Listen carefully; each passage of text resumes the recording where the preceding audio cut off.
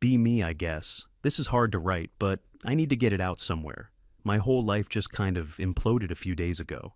It all comes back to my friend Howard, or my ex-friend, I should say.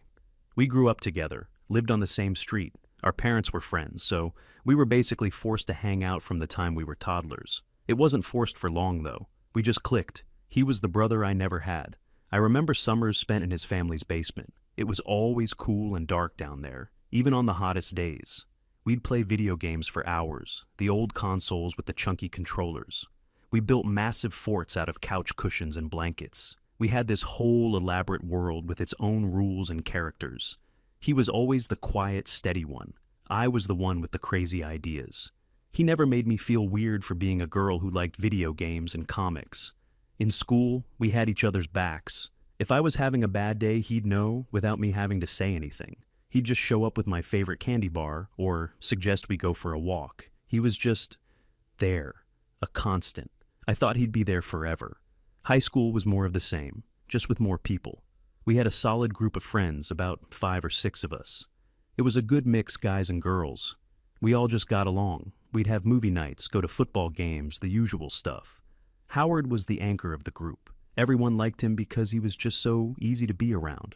He wasn't loud or desperate for attention. He just had this calm confidence. Then college happened. We went to different schools, a few hours apart. We promised to stay in touch, and for the first year, we did. We'd call, text, visit each other's campuses a couple of times. But college, it changed me. And I mean that in a good way. For the first time, I was surrounded by people who were thinking about the world on a deeper level. I wasn't just Connie from Elm Street anymore. I was forming my own identity. My new friends were incredible. They were so aware, so passionate. We'd stay up all night talking about society, about power structures, about injustice. It was like a light switched on in my brain. I started to see things I'd never noticed before. The way professors talked to male students versus female students. The kinds of jokes people told without thinking. The assumptions everyone made about everyone else. It was overwhelming at first, seeing how much was wrong with the world. But it was also empowering. I felt like I was finally awake. When I'd come home for breaks, things started to feel different. My old life seemed so small, so simple. I'd try to talk to my parents about what I was learning, but they'd just smile and nod. I tried to talk to Howard and our old friends too. I remember one of the first times it felt really weird. It was probably Christmas break of my sophomore year. We were all at our friend Mike's house, just hanging out. Someone put on some comedy special on TV. The comedian was making all these jokes and everyone was laughing. But I wasn't. I was just sitting there, feeling my stomach tighten. The jokes were all based on these tired, harmful stereotypes about men and women. I couldn't just sit there and pretend it was okay. So I said something. I just pointed out that the humor was kind of punching down, you know? The room went quiet. Everyone just stared at me. Howard was the one who broke the silence. He kind of laughed awkwardly and said, "Connie, it's just a joke. Don't overthink it." Overthink it? That was the whole problem. People weren't thinking. I tried to explain why it mattered, how media shapes our perceptions. They just looked uncomfortable. The rest of the night was strained. It felt like I had ruined the fun. But wasn't it more important to be aware than to just have mindless fun? That pattern started repeating itself. We had a movie night a few months later. We were going to watch some old action movie we all used to love as kids. I hadn't seen it in years. Watching it with my new perspective was a trip. The main character was this walking example of toxic masculinity. Solved every problem with his fists. The female characters were either helpless damsels or rewards for the hero. I couldn't help but make comments. I wasn't trying to be annoying. I was just pointing out the obvious. After about 45 minutes, I think I said something like, "Can we just acknowledge how problematic this is?" Sam, another friend from our group, let out this big sigh and said he was getting a headache. Howard tried to play peacemaker, suggesting maybe we could just enjoy the nostalgia. I told him nostalgia wasn't an excuse for ignoring harmful messages. The discussion got a little heated. I didn't raise my voice, but I was firm. Eventually, Howard just turned off the TV. He said maybe movie night was a bad idea. Nobody disagreed. People started making excuses to leave pretty soon after that. I felt this mix of frustration and loneliness. Why couldn't they see what I was seeing? Were they really that blind? Or did they just not care? It was around that time that I met my boyfriend. He was a couple of years older, and we met through a campus group. He was the first person I'd met who really understood. He had read all the same things I had. He knew the terminology. Talking to him was so refreshing. I didn't have to explain myself or apologize for my views. He supported me. He told me I was brave for speaking up. He would listen to me vent about my old friends, and he'd always take my side. He'd say things like, "It's not your fault they're fragile. Their privilege is being challenged for the first time." It made so much sense. When I brought him home to meet everyone, it was okay. My parents were polite. Howard was polite. But I could tell they didn't really get him. My boyfriend tried to engage them in a conversation about politics, and they just gave these short, non-committal answers. Later, Howard took me aside and asked if I was happy. I told him I was, very happy. He just nodded and said, "Okay, he just seems very agreeable." I didn't understand what he meant by that at the time. I thought being agreeable was a good thing. I now realize he was being condescending. He was judging my choice in a partner. The friendship group really started to splinter after that. The invitations to hang out became less frequent, and when they did happen, it was often in smaller groups that, coincidentally, didn't include me. I saw pictures on social media of them out together. It stung. I confronted Howard about it once. I asked him why I was being excluded. He got really quiet and said it wasn't intentional. He claimed that people just felt like they had to walk on eggshells around me. He said it felt less like hanging out and more like attending a lecture. I was furious. I told him I was sorry for trying to be a conscious human being. I said I was sorry for caring about the world beyond our little suburban bubble. He didn't have a good answer for that. He just looked sad. One of the worst moments was for Sam's birthday. I really thought about what to get him. I didn't want to just buy him some meaningless stuff. I wanted to give him something that would help him grow. I bought him this really important book about modern masculinity and the harm of traditional gender roles. I was actually excited to give it to him. I thought it could be a breakthrough. When he unwrapped it, he had this blank look on his face. He said, "Oh, thanks, Connie." I tried to start a conversation about it, right there at his party. I asked him if he'd ever thought about how the patriarchy hurts men, too. You could have heard a pin drop. His girlfriend shot me a look that could have curdled milk. The whole vibe of the party just deflated.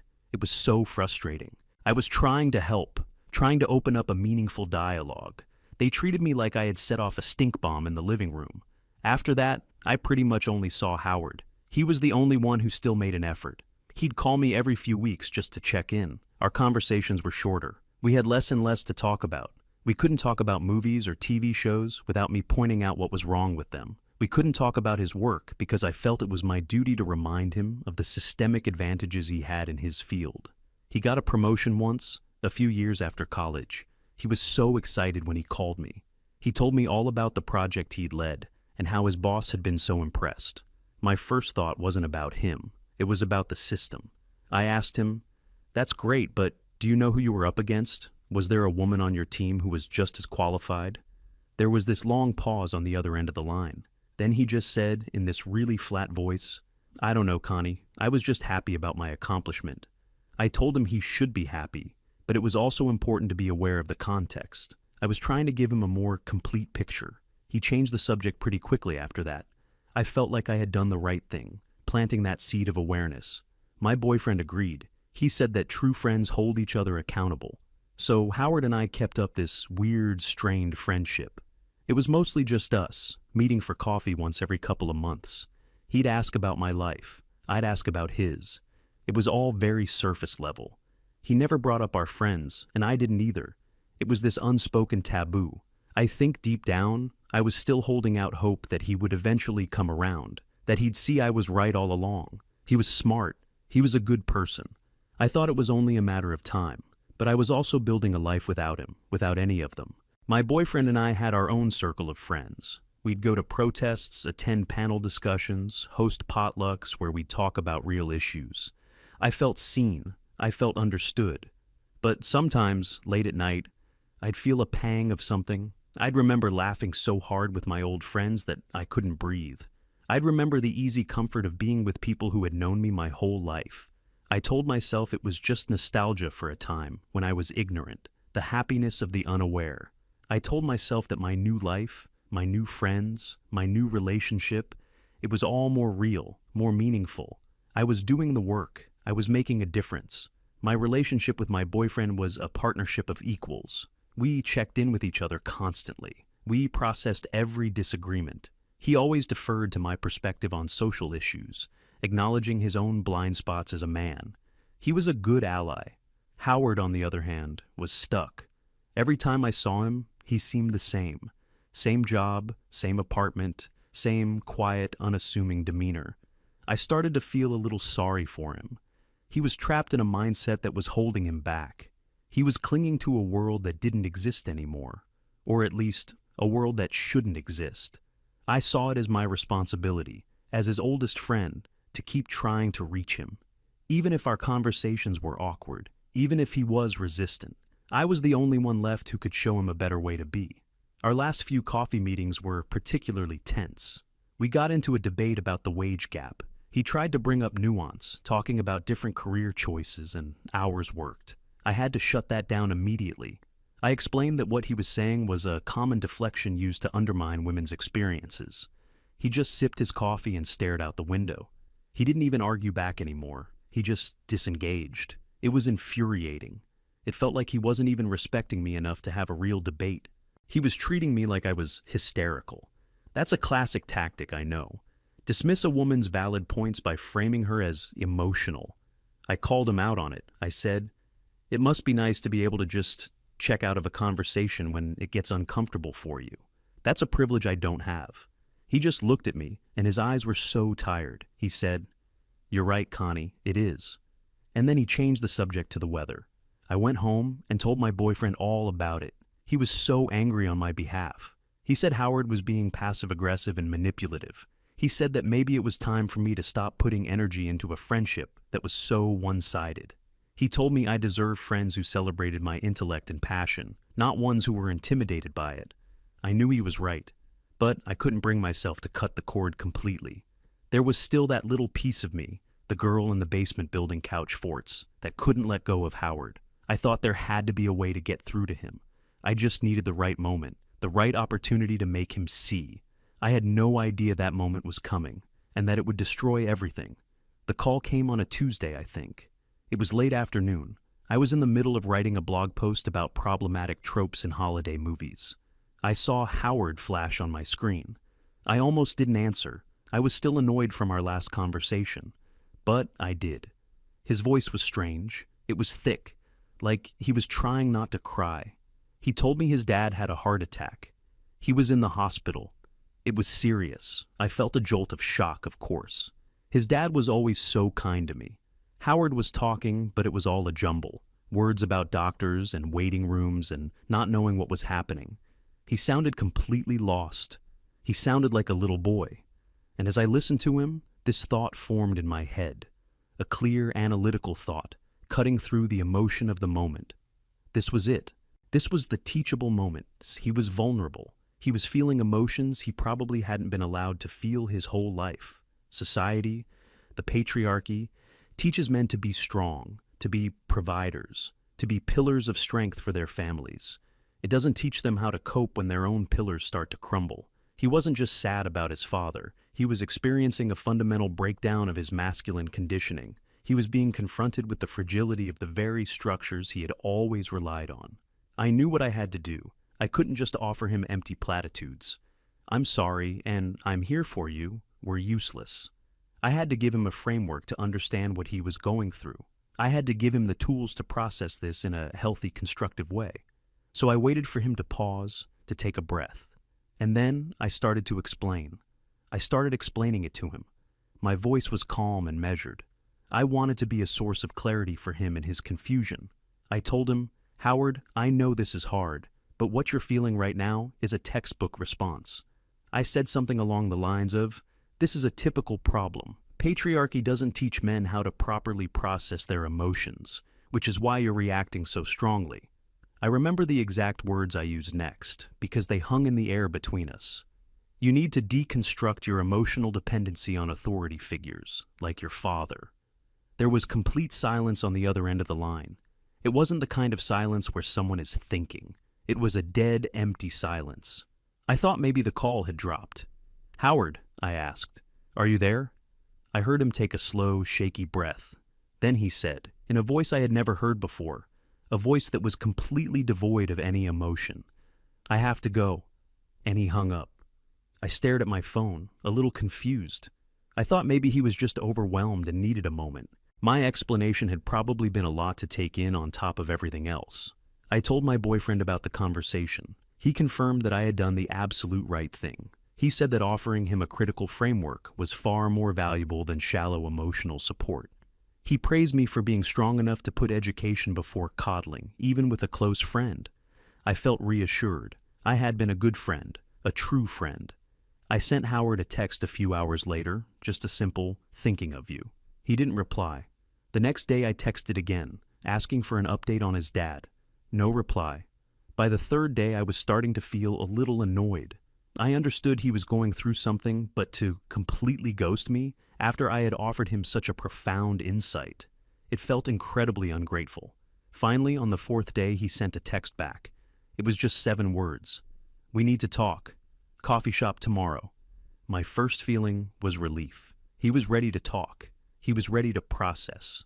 My framework had probably sunk in, and now he was ready to discuss it further. I agreed to meet him at our usual spot. I spent that evening preparing. I went over key concepts in my mind, thinking about the best way to guide him through this. I saw this as a turning point, not just for him, but for our friendship. We were finally going to connect on a deeper, more honest level. I arrived at the coffee shop a few minutes early. He was already there, sitting at a small table in the corner, staring into a cup of black coffee. He looked awful. He had dark circles under his eyes, and he looked like he hadn't slept in days. He looked older. When he saw me, he didn't smile. He just gestured to the chair opposite him. I sat down, ready to begin our session. I started with a gentle opening. "I'm so glad you're ready to talk about this. I know it's a lot to—" He cut me off. "I'm not here for that, Connie." His voice was flat, cold. "I'm here to say goodbye." I just stared at him. I couldn't process the words. Goodbye? What did that mean?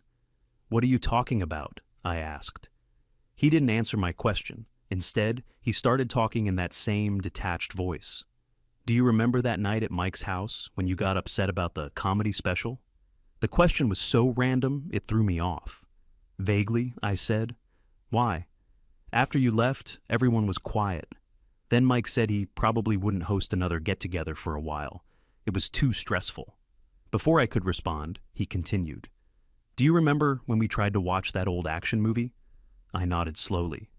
"Sam called me the next day. He said he loved you like a sister, but he couldn't hang out with you anymore. He said he just wanted to relax with his friends, not feel like he was in a courtroom."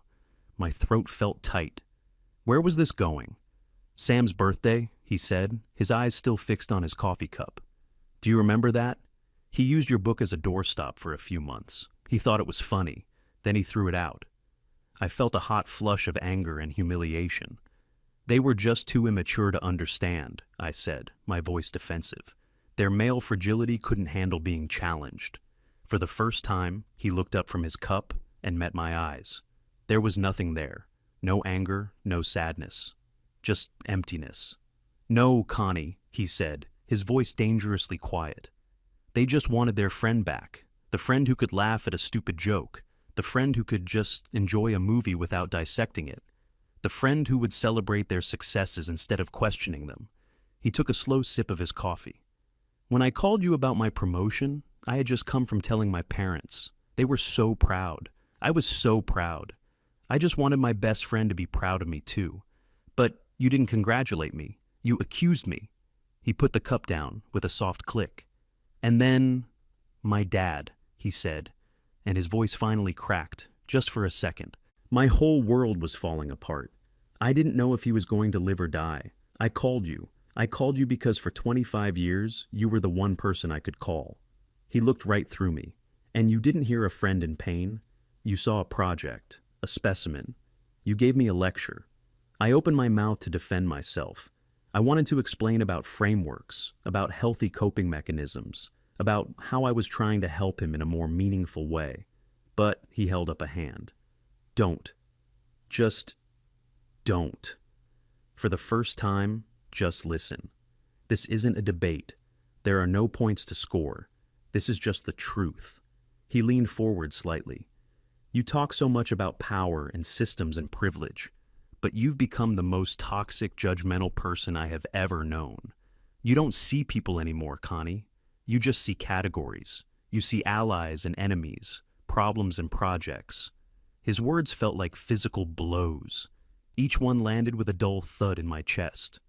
You pushed everyone away, everyone who loved you, not because you were enlightened, but because you stopped being a friend. You became a political officer, policing everyone's thoughts and words. I was shaking my head, trying to deny it, but no words would come out. I was the last one left, he said. I kept making excuses for you. I kept telling myself the old Connie was still in there somewhere. I held on because of all those summers in the basement, because of everything we'd been through. He looked down at his hands, then back at me. When you lectured me while my dad was in the hospital, you finally killed that last little bit of hope. He paused, and in that pause, I felt the entire history of our friendship collapsing into a black hole. Then he delivered the final sentence, the one that replays in my head over and over again. I've been holding on to our friendship for so long, but now I realize. He took a deep breath. Being alone is better than being with you. And that was it. The dam broke. I started crying. Not just a few tears, but these horrible, racking sobs. The kind that take your breath away and make your whole body shake. For the first time, his words had gotten through all my defenses, all my theories, all my jargon. They hit the little girl who just wanted to play video games with her best friend. I looked at him through my tears, hoping to see something. Pity, regret, anything. There was nothing. His face was a blank mask. He just stood up. He put some money on the table to cover our coffees. And then he walked away. He didn't look back. I just sat there, in the middle of that coffee shop, completely falling apart. It was like the whole world had gone from color to black and white. I finally stumbled out of there and called my boyfriend. I told him what happened, sobbing so hard I could barely speak. I expected him to be furious on my behalf, to call Howard every name in the book, but he was quiet for a long time. Then he said, "Well, maybe this is for the best. He was clearly a source of negative energy in your life." That's all he said. No comfort, no hug in his voice. Just a cold, detached analysis, just like mine. I went home and he was there. He didn't embrace me. He just started explaining why Howard's reaction was a classic example of male defensiveness. He was using the same words, the same tone I had used with Howard, and suddenly I couldn't stand the sound of his voice. I looked at him, really looked at him, for the first time in a long time. I saw a man who had never once challenged me, who had never had his own opinion, who just reflected my own ideas back at me like a mirror. Howard had called him agreeable. I finally understood what he meant. He wasn't a partner. He was an echo chamber. I realized that I hadn't had a real friend, a real conversation, in years.